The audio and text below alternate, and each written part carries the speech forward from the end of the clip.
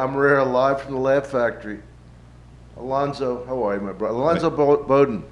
I'm great, Dom. Alonzo, always a pleasure to see you. What camera are we working to? Whatever you want, man. We're surrounded. We'll pick We are one of the surrounded five. by cameras and electricity here on the famous Laugh Factory stage where I saw you for the first time, Yes. thinking you were the bouncer. Yes, I was. You were the bouncer, right? I was hoping you'd bring that up. Yeah. Well, it was just so funny because we always knew each other, you know, saying hi, cordial. And then you never mentioned stand-up to me. You never mentioned it. You know what I mean? We talked. We didn't know each other that well, but I thought I knew you. Yeah. I come in here. You're up on stage, and I'm going, man, that bouncer's good. He's got material. You imagine what it looked like for me, not even knowing you had done it. Right. That's the tightest bouncer I've ever seen. Boom, boom. Yeah, that was. I did the 3-minute Tuesday, open mic, and Jamie said, "You want to work the door?" And I love your stand-up. You want to work the door? Yeah, exactly. So he said I'd get spots when people didn't show up. Oh, that's so great. that's how you saw me on stage. So oh, really? I used to be there. I would hope. I would look at the lineup and just hope, like, how's traffic? Terrible. Somebody's All right. not coming. Damon, I could pretty much. Damon was 50-50. Oh yeah, Damon didn't show. Yeah, but I mean, he'd come. But a lot of times, if Damon had a spot at 11, he might not show up till midnight. So if Damon was on the list, there was always a good chance I get 5 minutes. Nobody has been better to me in show business than Damon, as far as people with any kind of power. Yeah. Yeah, you never know where it's going to come from. People want to do favors for you, whatever. Damon always looked out for me. The funniest thing is when I auditioned for his series, he was an executive producer. What do you think my chances were of getting it?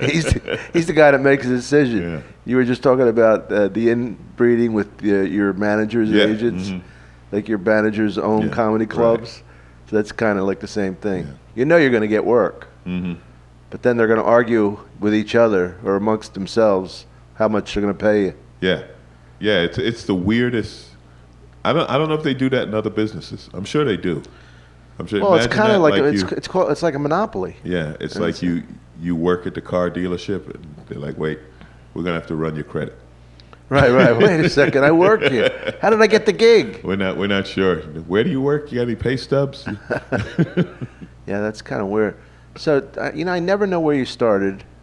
Where are you from? So I grew up in New York. This is my story. In the city? I grew up in Queens. Okay. And St. Albans, Jamaica, Queens.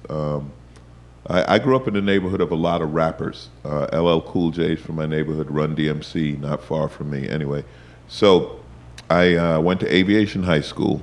I came out here, worked at Lockheed Aircraft, which used to be in Burbank. What'd you do there? I was a mechanic. Really? You know how to do? You're like a real man. I used to do honest work. Wow. That bit is not made up. Honest work. Like what we do is not honest. It's deceptive. And after leaving Lockheed, I bounced around in the aircraft business for a few years. I ended up at McDonnell Douglas 10 years later training new mechanics. You were that good a mechanic? You could train them? Yeah. Either that good or that bad. You think you're a better stand-up or mechanic? Oh, definitely a better stand-up. Definitely a better stand-up. I was good. I was hoping you'd say that. I was smarter than most mechanics, but I wasn't necessarily better, like, fabricating and making things. Like, I could figure out what's wrong and put the parts in, but if you had to just make something, that wasn't my, that was never my gift.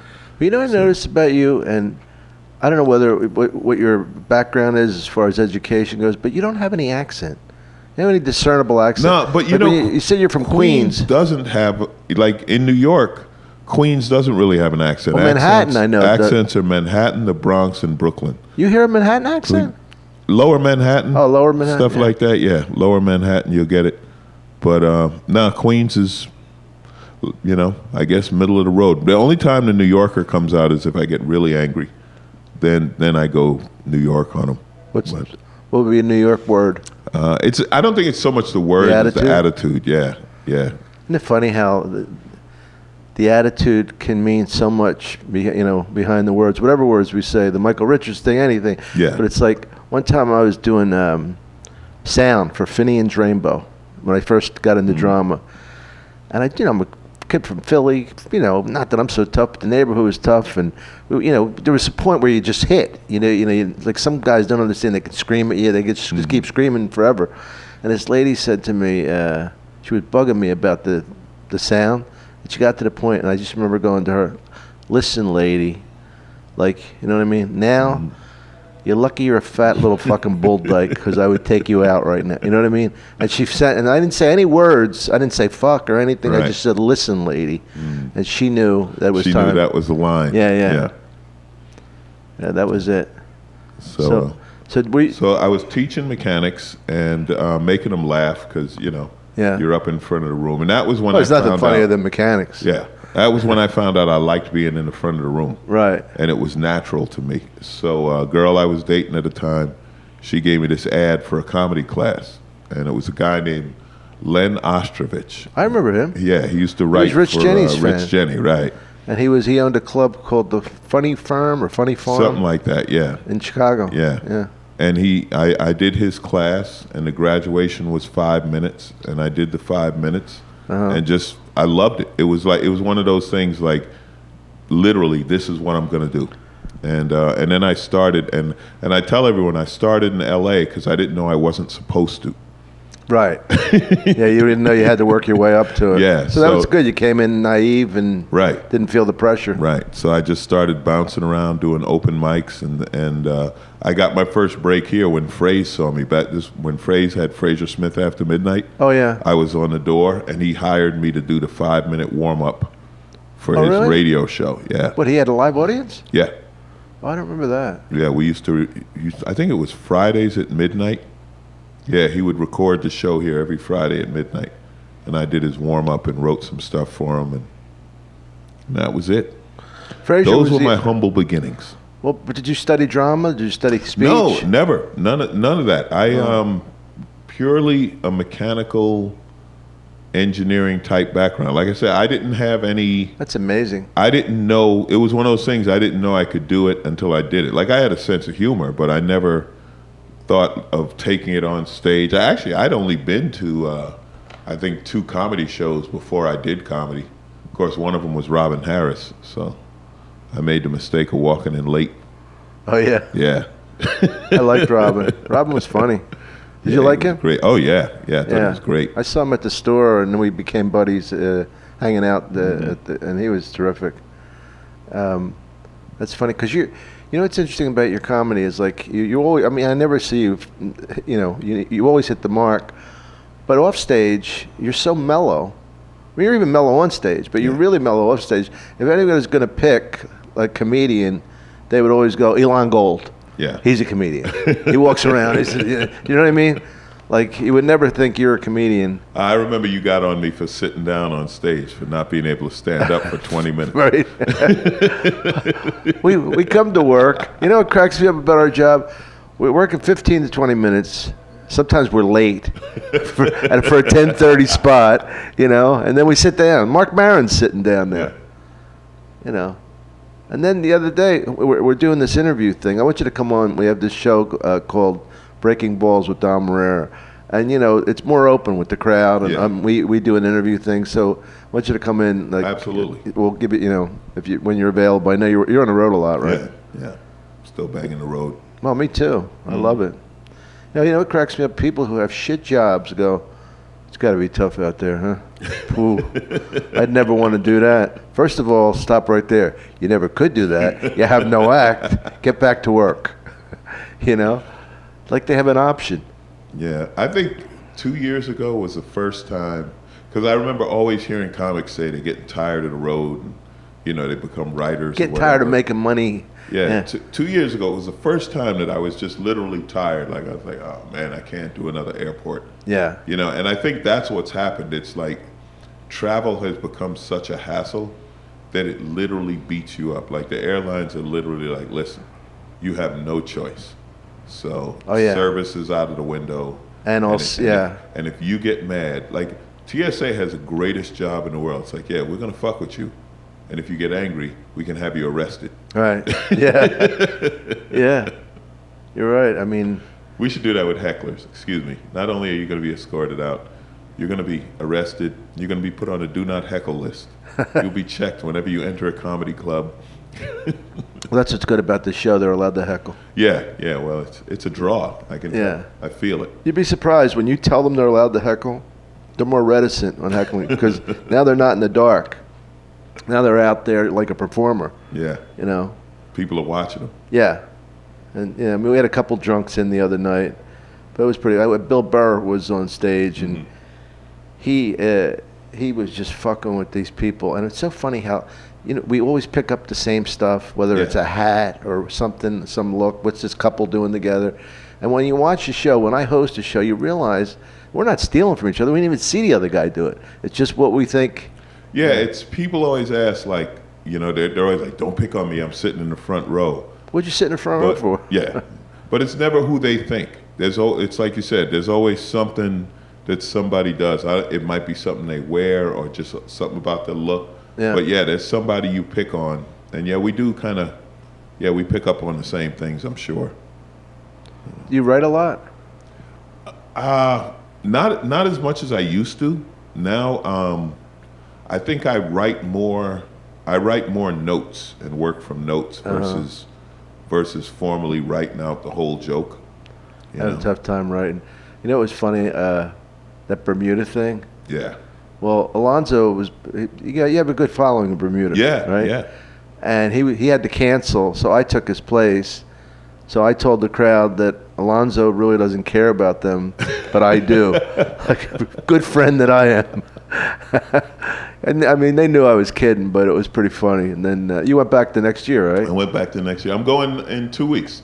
It comes up in 2 weeks. For that gig? Yeah. Oh, good. So you're really solid there. I do it every year. I host it every year. And the funny thing was, that was the first time Robbie from Just for Laughs really got pissed at me. Like, oh, I remember. You told me. Yeah. But I mean, to the point I was surprised, you know. Me too. It would be like if you canceled a spot here and Jamie was just like, oh, Dom, you fucking turned on me. Yeah. Let me down. And I was like, Robbie, it's, you know, I appreciate it, but it's not like hosting the Bermuda Fest can't be done by someone else. Well, it's also not like you are a drug addict who fucked up and didn't make it to the flight. You had good reason. Yeah, I mean, I talked him down a little off the ledge with that. Oh yeah, I appreciated that. I mean, he was just livid. Yeah. And the thing was, it was TV, and it was like they know that if you get a shot at a TV show, you got to take it. You know. Well, you know, you would think they would understand. Like, I know it costs them money, but Bill Blumenreich said the coolest thing to me. One time I got an episode of Everybody Loves Raymond, and I told him, I said, I'll do whatever you want, but he says, look, you got to take the show. It's a #1 show on television, so when you come back here, you'll be a little more popular, you know, and you hope everybody thinks that you like that, you know, because we're not out to, like, get them. No. Like, fuck them, you know, we got something better. Yeah, but sometimes, like, the fuck them people, like, I noticed this when I did Last Comic. Because I did everything on that show, literally except like wire up lights. You know, on Last Comic Standing? Yeah, I was contestant, I was a judge, I did guest spots, all kind of stuff. And what I noticed was, the more of a pain in the ass the comic was, like the more demands they made, the more bitchy, whatever, the more they catered to them. No kidding. The harder they would try to make them happy. Wow. The more impossible they were, the harder they tried to make them happy.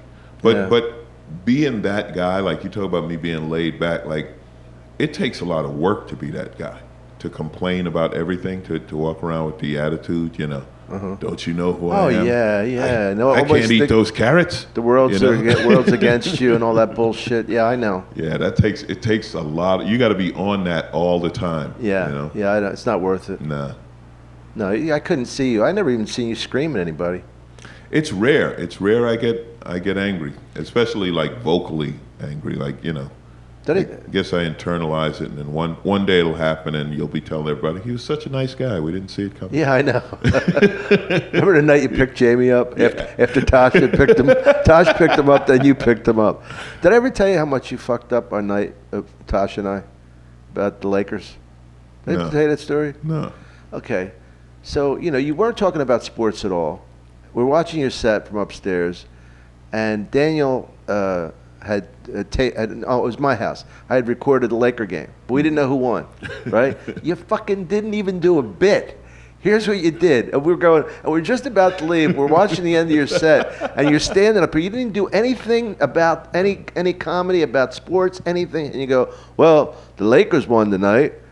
And then you left. What the fuck? And we were like right at the top of the steps. We were just about not. I never told you that, Alonzo. At least if you were doing a bit, we'd have got out of the room. You know, perfect. Funny, man. I don't like that shit anyway. I don't like that taping it and not trying to hear. There's too much. You can't do it anymore. Well, now they have all this, like even on the up, if you block out the bottom of the TV, they have it up on the sides, the scores. Or if you look at your phones, somebody, I don't know, tweeted it or whatever, you can't.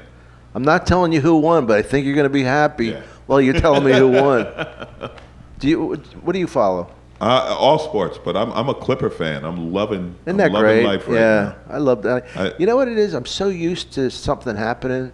I'm waiting for Chris Paul to get hurt or something like that. The Clipper jinx, they seem to be over it. Because in the past, Chris Paul's knee would have just exploded for no reason. Yeah, right. Chris Paul. My knee! Chris Paul reached for a hot dog and his knee exploded. We've never seen that before. It actually exploded. The bones blew out of his skin while wearing a Clipper uniform. But no, this team, and the other thing is the team is fun. Like when you go to a game, they're having fun. Yeah. It's exciting as hell. And I've never been a Laker fan. I love Showtime was fun, Yeah. But I never really liked the Lakers. But now it's even more fun because Laker fans are just whiny now. They hate the fact that the Lakers are bad and the Clippers are good. And I'm like, you've got 16 championships.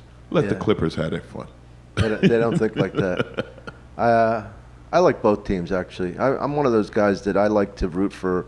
First of all, I root for whoever I bet on, if I'm gambling. And secondly, I don't feel like being the curmudgeon who came from the East Coast, who hates everything out here. No, I'm not that guy, but I never adopted LA teams other than the Clippers. I'm still a Knicks fan. I was a Jet fan till they signed Tebow. I had to cut him loose. You cut him loose? Yeah, I had to cut him loose. I couldn't cut the Jets loose? Yeah, I had to cut the Jets loose. Why do you think there's so much resentment for Tebow? I read a great article about it, and what the sports writer said, the reason people hated Tebow was they act like Tebow's some kind of underdog, and it's like the guy won 2 Heisman trophies, a national championship, like he's a great athlete, and they're like, oh, poor Tebow, Jesus likes him more. It's like, no, he doesn't. He's just really athletic, and to me, the whole turnoff was the I'm holier than you, because he bought into it. It's one thing if they just talk it or whatever, but he bought into it. The anti-abortion commercial and all that shit. Right. That really turned me off to him. All the players, when they score a touchdown, they pray, they look up, God would that, and that's your thing. Whether you believe it or don't believe it, I don't mind. But when you really push the religious angle, what happens is. And this sports writer talked about it, he said, whenever someone goes public with their faith like that, it's bullshit, and it turns on them, like those preachers like Jerry Falwell and the other guy. Well, you're waiting for Tebow to get caught with a little boy. Right, exactly. Yeah. I don't think it'll be a little boy, but there's... No, I was just... Yeah, I wasn't saying that I really thought it was... You have to clear it up, because with religion, little boys are very popular. So you do have to clear up that he's not a little boy type, he's more a maybe an underage girl type, maybe a 16-year-old girl. I can understand that in certain countries where it's legal. Not that there's anything wrong with it. Well, you know what I thought about Tebow after I'm addicted to ESPN and all that stuff, and I thought there was, and I'm not one of these racially paranoid guys that look for race and everything, but I thought there was really a big resentment by a lot of the black announcers and athletes towards him that didn't know him. Yeah. Because, and here's why. I think because he's white and such a good athlete, for a white guy especially, that he was resented by guys who were just as good, if not way better than him, but didn't get none of the publicity. Do you know what I mean? Yeah, that may be true. Because I noticed a certain antipathy that was unusual for a guy who, other than the religious stuff, he didn't really bother people. I mean, he wouldn't, I never thought that... But I could understand the anger from black athletes who were way better than him. But he did win 2 college championships with a great team. Yeah. But You know, do you know what I mean? Like I think he got he got credit for the scrambling that like Randall Cunningham did. right. You know, All of a sudden, yeah. yeah, suddenly it's. I don't know how much of that is true. I mean, I don't know either, but I it's just a remember, gut feeling of Dan Patrick did a great thing about that, about race in sports. Like if you're black, you're highly athletic, but if you're white, you're mentally, the different words they use to describe different athletes. Yeah, I mean, the funny thing is, like, Larry Bird is the big white guy, right? Yeah. Larry Bird was a great fucking athlete. Phenomenal. He wasn't athletic like Karl Malone. It's different kinds of bodies. Yeah. But you can't have that kind of hand-eye coordination and not be a great athlete. Yeah. Well, it was like Kevin McHale. No one looked clumsier than Kevin McHale, but he couldn't be stopped. Good. Barkley said to me, Barkley's an old buddy of mine, by the way. You know Sully McCullough? Yeah. Right? Sully and I went to a game, and I told him Charles was a friend of mine, but I didn't know if I was going to see him. And it was one of those things, that moment in time where you're hoping that this celebrity comes through for you. He was playing for the Rockets, right? And we go down at halftime, and he's sitting there. Everybody's warming up. Charles is just sitting there. Typical Charles. And I go, Charles. And this guy goes, hey, pal, let's go. Security. And I go, Chuck, it's Dom. He goes, Dom? Oh, man. And like I think, oh, thank God. So he came out with us. But, I lost my train of thought. I was going to tell you something about Charles. And Sully? Well, that was Sully's magic night. Yeah. You know what I mean? He was like, not only am I meeting Charles Barkley, but my friend came through for me. What a cool night this is. And then Barkley is such a character. He was so proud of me because I had my wife and my girlfriend, my ex-wife and my girlfriend there. He goes, Dom, when I grow up, I want to be you. Good. You can help me. This guy wants me to write a thing. You know Neil Brennan? Yeah, right? sure. Neil's friends with Blake. Him and Blake Oh, is he? are buddies. Yeah. So this guy wants us to write who's the funniest guy in basketball, and I have Charles Barkley. He's claiming it's Blake. I think Charles is funnier. Oh well, Charles is almost like a professional comedian at this point. Charles is hilarious, and he doesn't try that hard. Like that when you watch him and Shaq. No, Shaq tries so hard. Shaq tries to. Shaq mugs.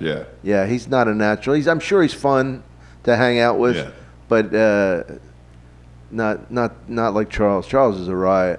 One time, Mike Fratello. Mm-hmm. Mike Fratello, Sophie, remember Sophie? Yeah. Sophie and I went over to see Charles play at Phoenix. Mike was the announcer, and Mike and Charles are friends. So we went out to dinner, and Mike's always laying into me, right? Yeah. Fucking laying in. And I just keep it like I don't want to go. I don't want to go pro on it. I don't go right. You're right. That's exactly what it was.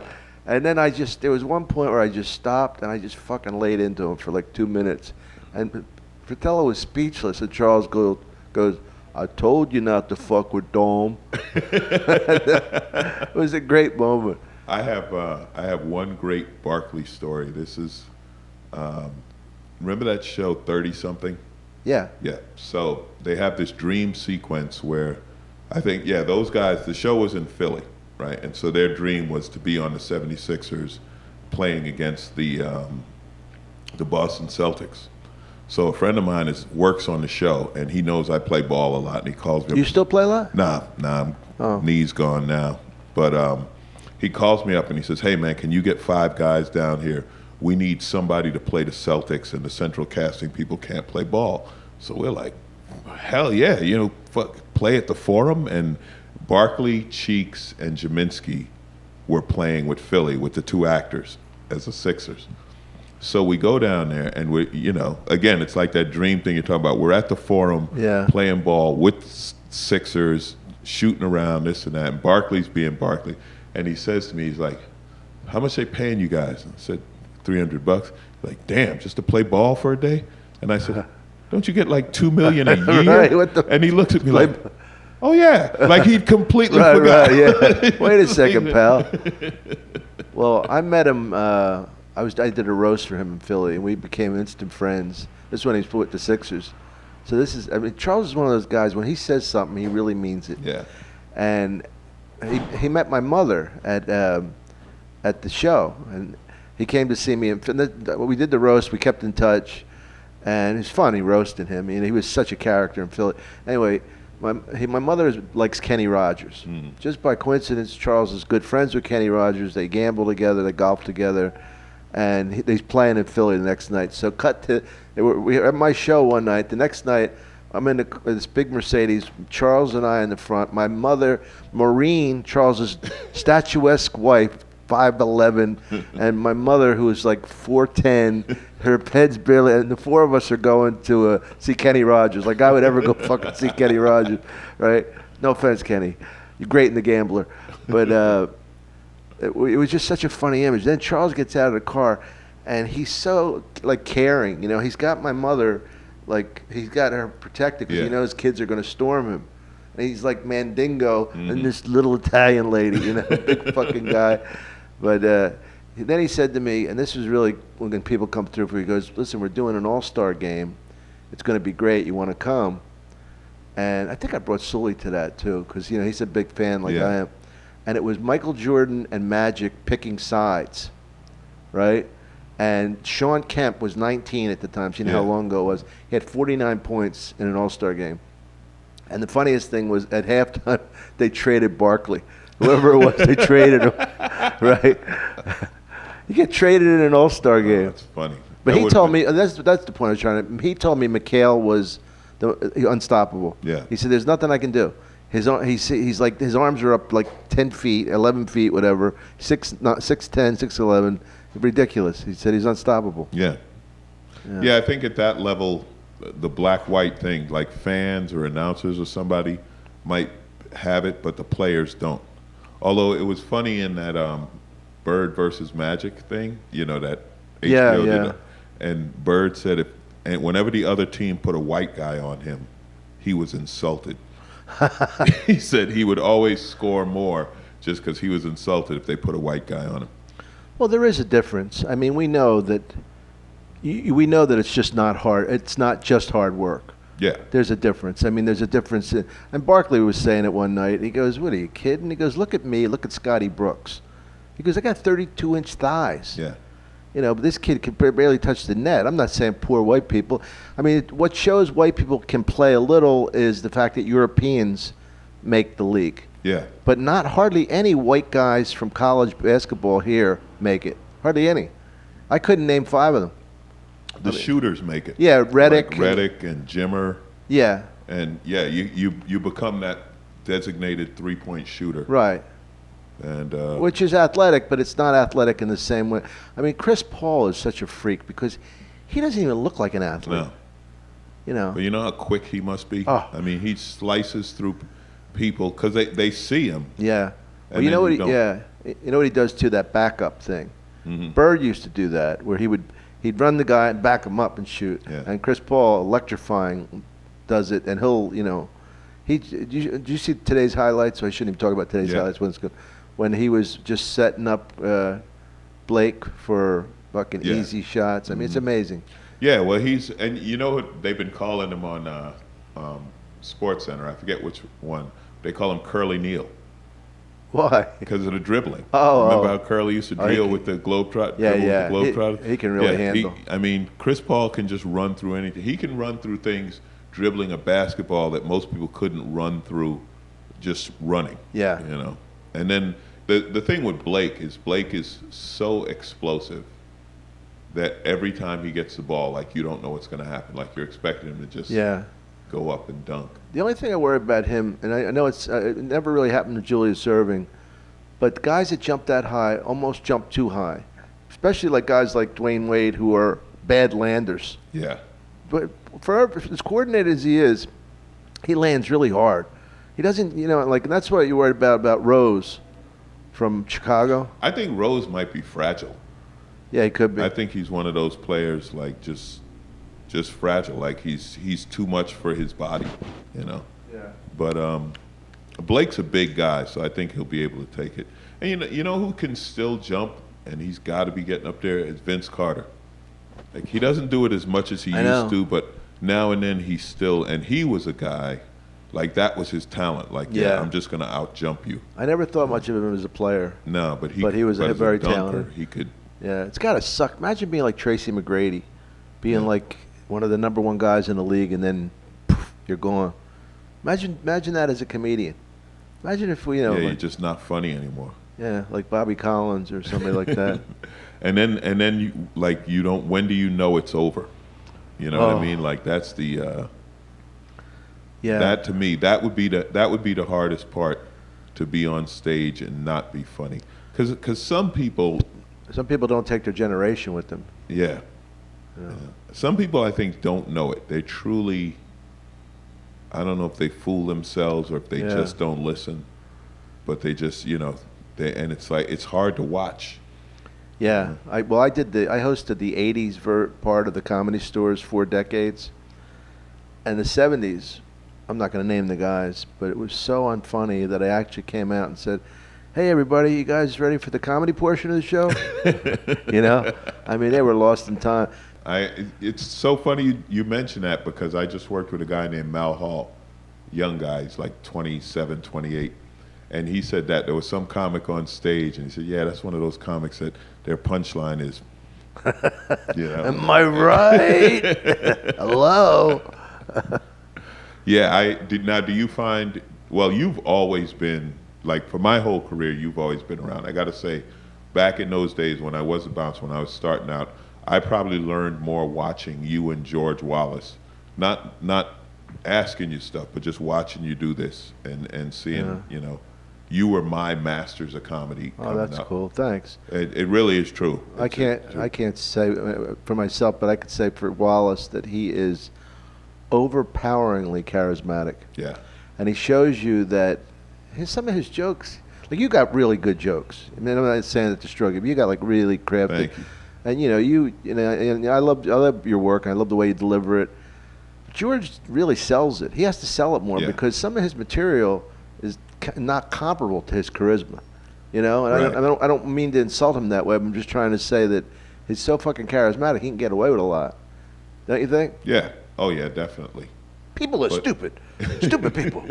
But what I wanted to ask you, do you consciously work with younger comics? Like, now I'm starting to go to some of these little bar rooms again, and what they call them, alt rooms or whatever. Yeah. Just to see, like, what, and it's funny when I go there, because now like I'm to them what George was to me. Isn't that weird? They talk to me like they're literally asking me the same things, and I'm like, oh, I don't know when I became the old master, but I know. I don't remember being perfect. I remember being a young comic and an old comic. I never remember anybody going, "You are right there. You're perfect. Stay there." But I do go. I do purposely hang with a lot of younger guys and watch them and try and learn what's going on in this generation for sure. Because if I was just with 50-year-old goombas, I'd be dead in the water. There's not enough of them. You got to stay. You got to stay relevant. Some people don't. Yeah. But I do. Well, you crossovers too. You were never. Nobody ever considered you a black comedian. You were always considered a comedian who happened to be black. Yeah. Which is a really big difference. Yeah, and well, it's kind of how I grew up, because like I was bused to white schools when I was a kid, so it was always both, being in the midst of both cultures, I guess. Yeah. But comedy-wise, because I would work here. I mean, I'd work in Hollywood, and I worked some, South Central rooms, but not a lot. And when I went through, because there's always that period where, like, I think any black comic who works mainstream rooms, there's that period where you go to black rooms and you get that you're not black enough, right? Kind of vibe, And I remember getting that, because I'm wanting to do political and social material, and it was Cedric the Entertainer. I remember Cedric saying, "Listen, man, you keep doing that shit you're doing, because you're already working where all of them want to go." Right. But yeah, because you're not confident when you do it. You're like, it's because they don't. You want them to accept you, and they don't. And then you find your own way, and then they do accept you, because they just accept you do something different. Right. I mean. Yeah. I mean, when pandering, no matter what it is, racial, sexual, ladies, back me up on this. Give it up for the ladies. Yeah, give it up. Give it up for the wait staff. Like, they give a shit. They're working hard for you. They're not working hard for you. They're working hard for themselves. They hate you. No, but it is interesting how, because these kids asked me for advice one time. and I forget their names, but you would know them. But they were like really young comics, black kids, and they asked me for advice. And I told them what I just said to you. I says, because I started out as an Italian comedian, and it really limited me. And Red Buttons, remember him? Mm-hmm. He called me up one day. I don't know, his son got us connected, and he says, "Don't paint yourself in that Goomba corner, you know." He says, "You're more than that. Be a comedian who happens to be Italian." And that's the advice I give to everybody, not just blacks or Italians. I mean, the Muslim guys, the Jewish guys, because there used to be a punchline in New York, and if they didn't have any punchline, the guy would go, "Because I'm a Jew," right? That was the punchline, Right. So I think it really does limit you, and it's so predictable. Yeah, that's what. Well, it's funny the first time around, but then when you come back, they know what you're gonna say. Yeah. And they know why you're gonna say it. Oh yeah, because it's all the same shit. Like it's all dogs and cats. Yeah. It's like dogs and cats. Dogs compared to cats. Well, the dog cares about you. The cat don't give. Whoa. L.A., New York, L.A. Whoa. Blacks and white. The black guy's really goofy. I mean, the white guy's really goofy. The black guy goes, "I ain't going into that motherfucking place." Oh, that was one of my favorite jokes. Jay Moore said, back when Def Jam was huge, he said, "I like to watch Def Jam, so I see how white people are supposed to talk." Right. Yeah, but it does. I mean, look, isn't it funny that you're going to Bermuda again because you're popular there? Who would have thought? Who would have thought, looking back on your life as a mechanic, that you'd have a following in Bermuda? It's the strangest. Those experiences are always strange. Well, like you, when we were in Kilkenny with you.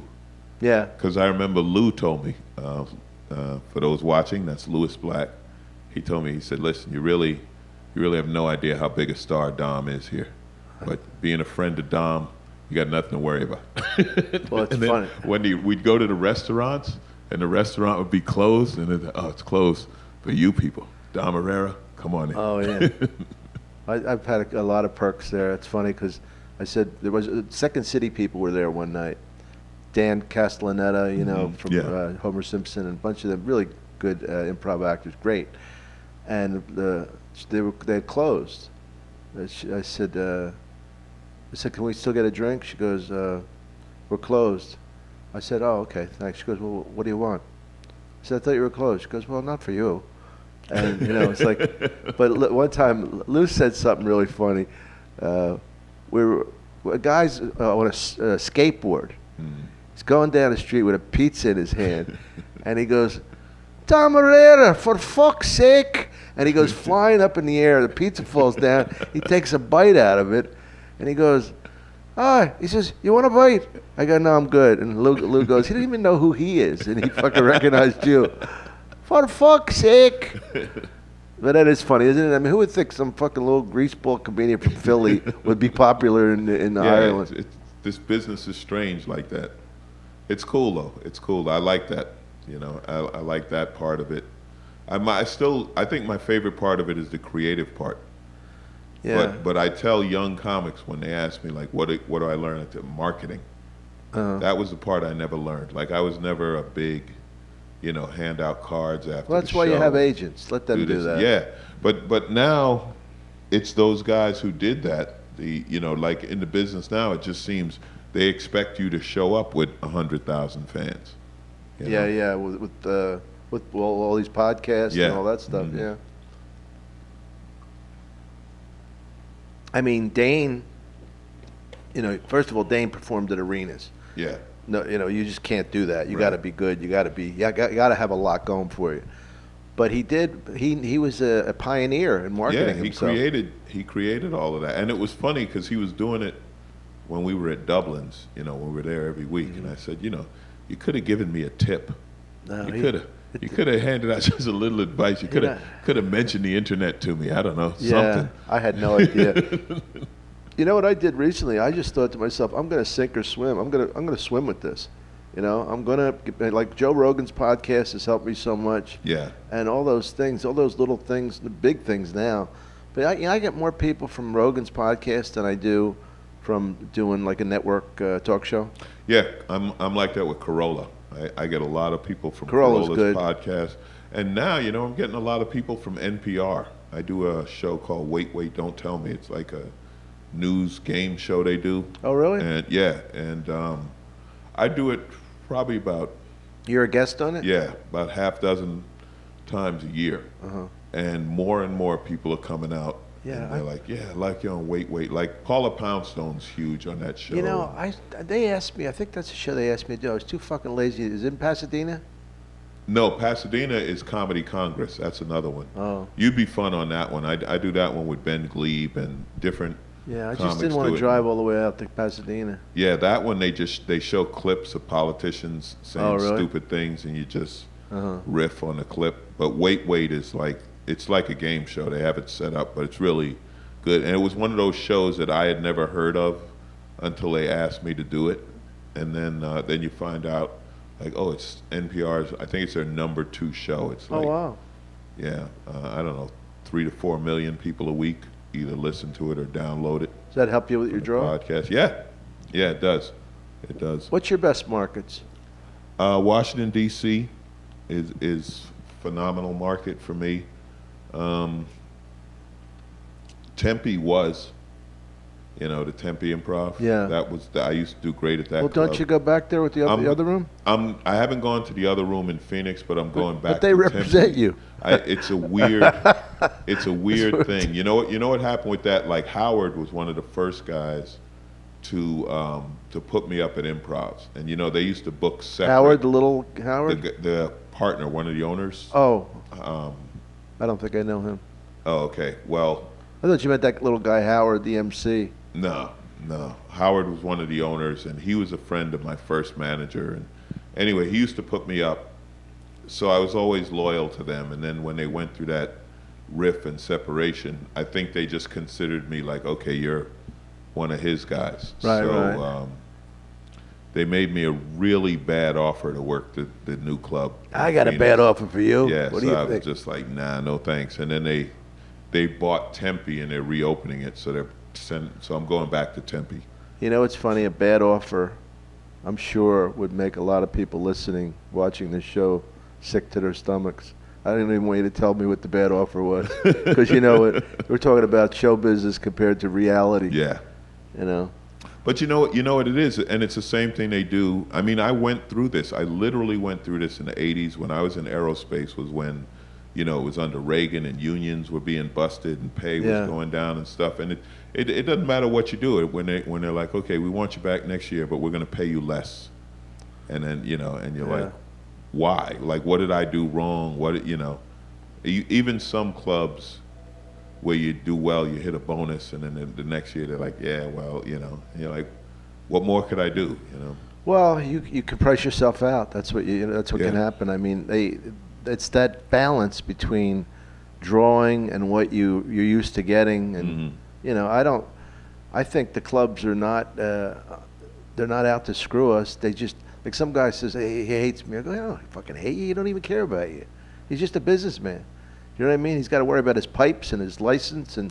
Yeah, I get all of that, but I think it's like Kathleen Madigan was saying one time, where something the clubs do that the comics should do is tell each other how much you get paid.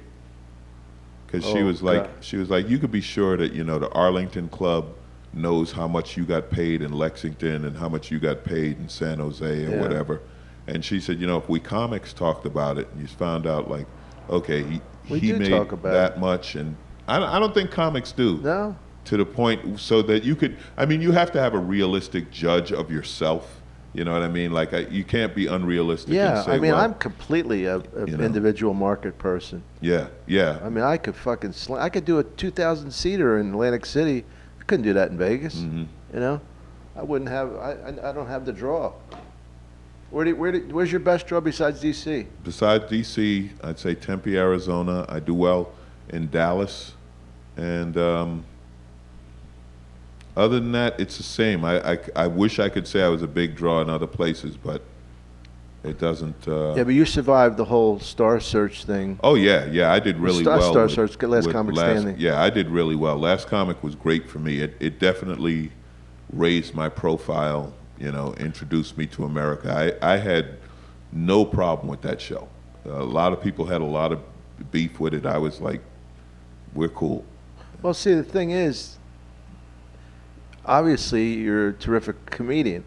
And what happened with a show like that is you're given a chance, and I'm not going to name names. One of the guys who won it middled for me in San Francisco, and I'm not one of these guys. He middled, I headlined, he middled. But I mean, I was glad he was on the show because it gave me bonuses because he drew so well. But he told me quite frankly, he said, I can't do more than 25 minutes. Yeah. And I don't want to follow you, and it was great, but that's what happens. Fame does not equate to a great act. No, there were definitely people who got on that show too soon.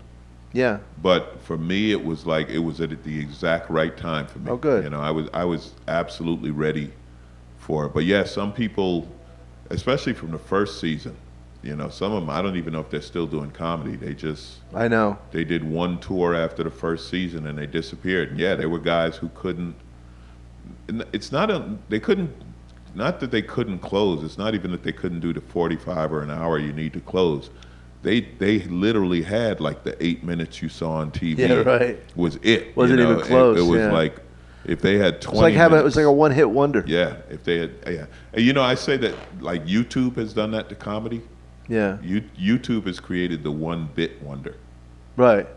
Where somebody has a really great bit, and the club owners and the people tell you, that when they headline. Like the shows, and then they do the bit.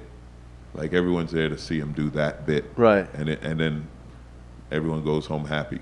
Or the other thing, like you were talking about, I have a friend who just did one of those shows where the movie star says, it's me and friends. So he has a host, and then he would do 15 minutes. The host would do 10, he'd do 15. Host would come back up and do 5 and introduce someone else who would do 30. Yeah.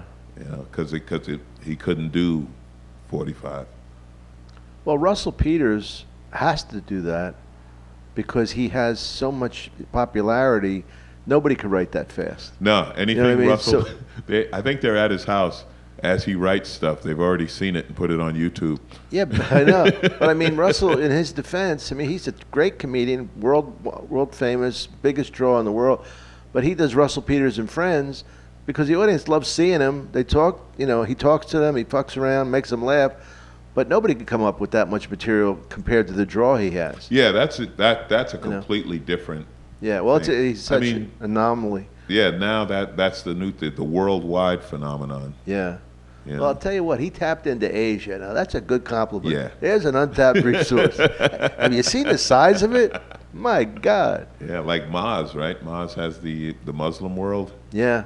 Is Maz Jobrani's thing. It's got the Muslim. I was in here the other night for the Jewish show on Christmas Eve, and I never get preachy.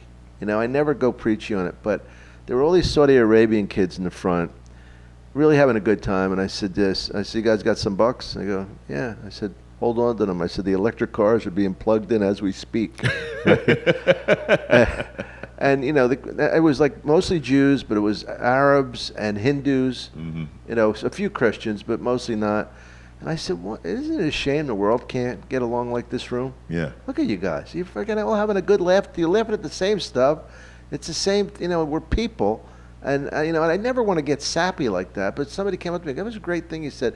I go, look, that just came out. I was not planning on being Sammy Maudlin. And may I just embarrass this man?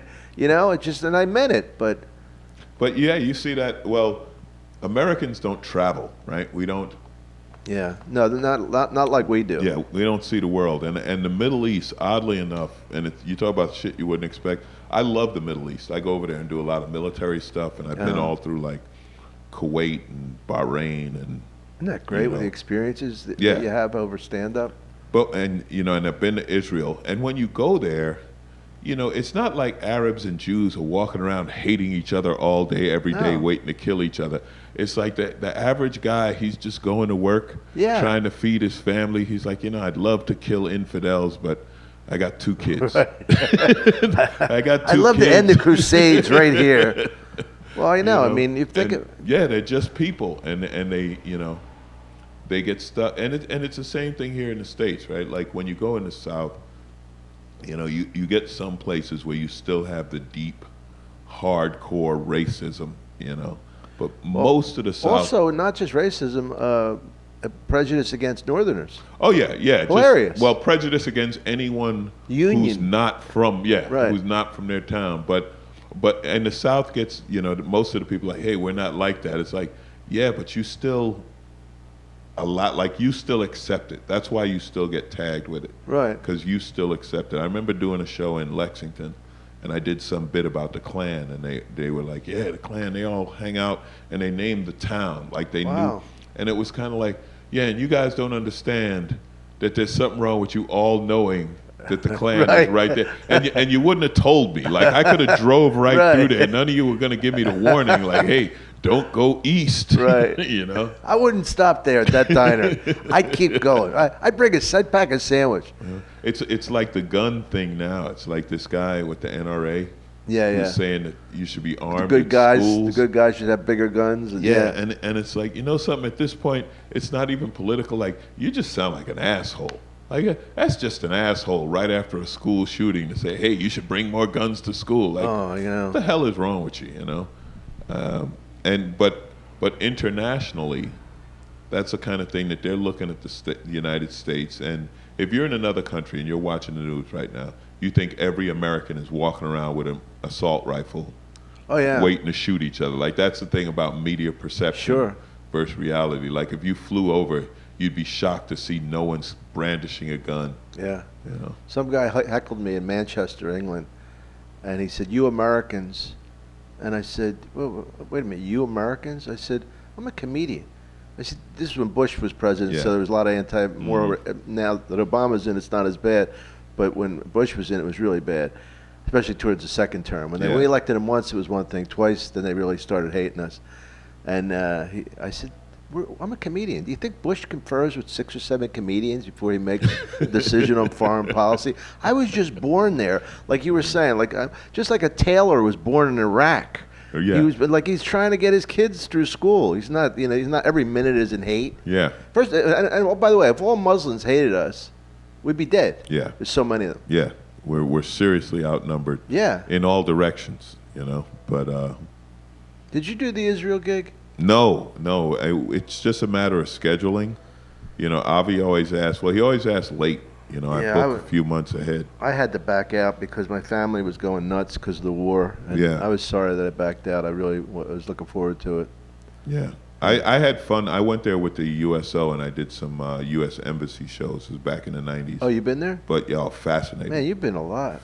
Yeah, well, when I was doing that in the 90s, I was doing a lot of the USO military stuff, so it was going all around the world. And the weird thing about Israel is when they take you around, like, the guidebook is the Bible. So they're literally showing, like, this is the Valley of Armageddon, and this is the River Jordan. Yeah, that's and weird. This is Bethlehem. Yeah, and you're that's wait a minminute, this is for real. Too weird. Yeah. This isn't the set at Universal. This is the manger. Wow. Have you worked Bethlehem? Oh, no. You make me realize what a pussy I am as far as going to places. I go to, like, Australia, New Zealand. You go to, like, Bahrain. And, but Bahrain is great. They call Bahrain the Vegas of the Gulf. Oh, I heard that's really Bahrain rich, is where liquor is legal and Western entertainment goes on. And porn? It's where all the porn. All the sheiks and rich Arabs from other countries go to play. Like they tell their people, like, you can't have this, you can't do that. Is that the one with the skiing I'll thing? be in Bahrain. No, that's Dubai. Oh. I haven't been there yet. Man, do you know the fucking Middle East? Where do I draw? Oh, you should see me in Yemen. Yeah, I heard you kill. Oman? You kidding? You know how many shirts I sell in Oman? I could just see you bartering with them. Oh, that shit is hilarious too. There's nothing that, like, I understand why when they come to the United States, like when they get a car, in the car business or any kind of sales, like, we're so easy to them because over there, anything you buy, it's a bargain, it's a deal. Like, my friend, you got to. And the funny thing was, when we were in Iraq, every U.S. base, they call it the Haji Mart, and it's the Iraqis selling. Like, they bootleg DVDs. I don't know how they do it. Like, the movie comes out, they have it for sale that day. Yeah. Oh. But I was like, you know what kind of businessman you have to be to say, okay, these people invaded my country, they took over, I'll sell them shit. Like, I don't know that Americans would do that. Right. You know, if the Russians had taken over the United States, I don't know that we'd open little American stores at the Russian bases just to make money off of them. But they did it, and they did. The funny thing is, and they all said they did it right away. Like, they didn't even think about it. They were like, okay, we got new customers. You know, so when they come to the United States and they see how our markets are here, they're probably like, oh, this is going to be easy. Right, right. You know? Oh, what a life, man. Listen, thanks for being on the show. Thank you. Love you, brother. I'm glad you're doing well, and you got to come back sometime. Thank you, Dom. Let me know what's happening. Absolutely. I want to do the other show, man. I want to do. Oh yeah, you'll do with it. the drunken hecklers and the. You got anything you want to plug? My website, alonzolive.com, and my podcast called Who's Paying Attention, which is on the Sideshow Network and iTunes. And then Twitter, I'm at Alonzo Bodden. I'm lucky enough to use my own name. I'm at Dom Irrera. I follow you. Really? Yes. See, I don't know how to follow do that. you. You got to show me. I need a grown up. I need a former mechanic to help me. No, you know what you need? You need a teenager. I do. I have one. Yeah. But you know, Lisa's daughter is my goddaughter. She lives with me now. It's fucking great. It's like having 24-hour tech support. Yeah. That's just tell her what you want to do. Yeah. And she'll. And you know, they give you the exhale. No, she's cool. Oh, she doesn't She give you knows. that? She treats me like I am Sam. Thank you. I'm going to be at the Tropicana March 2nd, Saturday night. Be in Columbus, Ohio at the Funny Bone, February 21st, I think around that time. Thanks, guys. See you next time. Alonzo Bodden. Give it up for him. Thank you.